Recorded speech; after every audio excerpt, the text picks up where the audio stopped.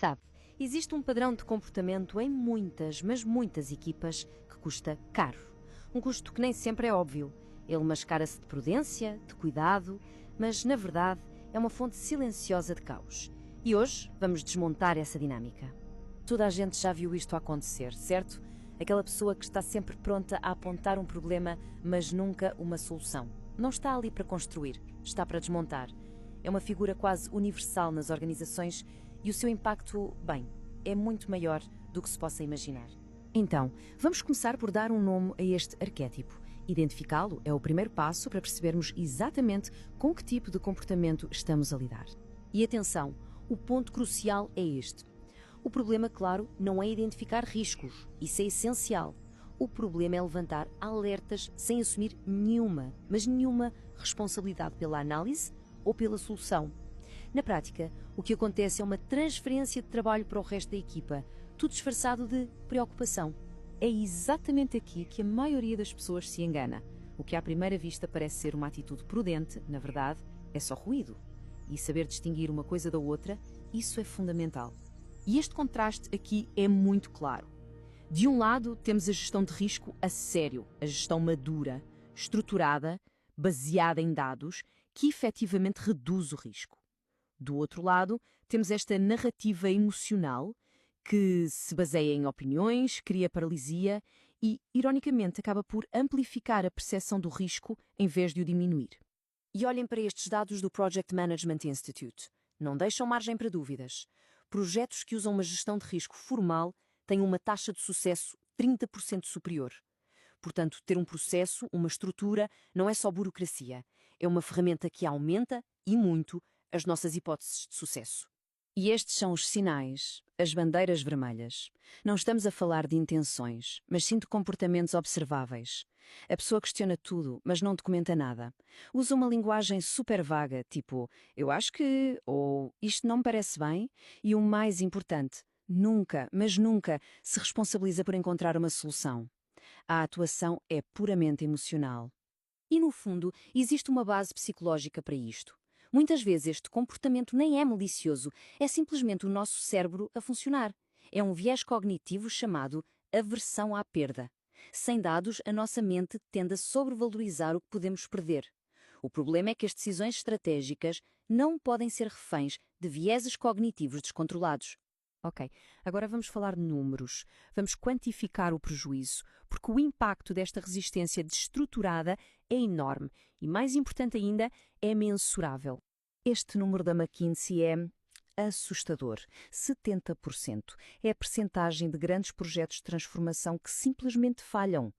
E um dos fatos críticos apontados é precisamente esta resistência interna não estruturada. É o ruído a ganhar à estratégia.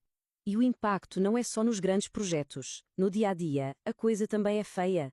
Equipas com pouca disciplina na tomada de decisões podem perder até 40% da sua velocidade.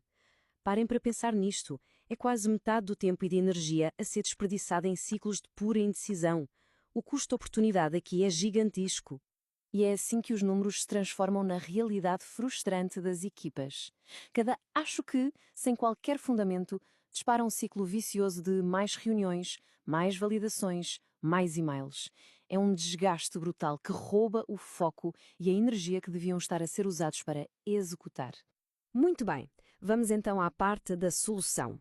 Felizmente, existe um framework, um modelo claro e nada conflituoso para conseguirmos separar o que é crítica valiosa do que é apenas ruído destrutivo. E a regra de ouro é esta. É simples, mas é poderosa. Uma opinião sem qualquer base, sem fundamento, não pode de forma alguma definir as prioridades estratégicas. O objetivo não é calar ninguém, é exigir substância. E este é o processo para dar substância a uma preocupação. São 5 passos que transformam um eu acho que numa contribuição construtiva. Primeiro, formalizar o risco por escrito. Depois, estimar o impacto e a probabilidade. Terceiro, apresentar provas.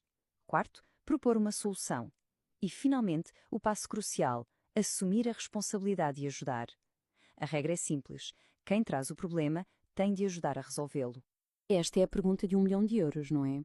Porque ter um processo no papel é uma coisa, mas como é que uma liderança o pode implementar na prática, no dia a dia, sem criar um ambiente de conflito? Bem, aqui estão as ferramentas. O segredo não é o confronto, é a estrutura. Começa por se institucionalizar um registro de riscos. Se não está no registro, não se discute. Ponto. Depois, exigir sempre evidências. A pergunta com base em quê tem de ser normal. E, claro, transferir a responsabilidade da análise para quem levanta a questão. Por fim, o mais importante é criar o compromisso cultural de que críticas vêm acompanhadas de contribuições. Isto muda completamente o sistema operativo da equipa. E para fechar, vamos só olhar para a transformação cultural que este tipo de framework permite, porque isto é muito mais do que gerir reuniões ou riscos. É sobre construir equipas que realmente funcionam em alta performance. E aqui está o grande paradoxo. O problema da maioria das organizações não é a falta de gente inteligente ou de boas ideias. O verdadeiro desafio é a dificuldade em separar o sinal do ruído. É o caos a abafar a clareza. Esta frase resume tudo na perfeição. É a mudança de mentalidade que é preciso fazer. Sair da reação emocional, do sentimento de que algo vai correr mal, para uma avaliação fria, analítica e, se possível, quantificada. A verdadeira maturidade de uma organização está aqui. E vamos terminar com esta reflexão.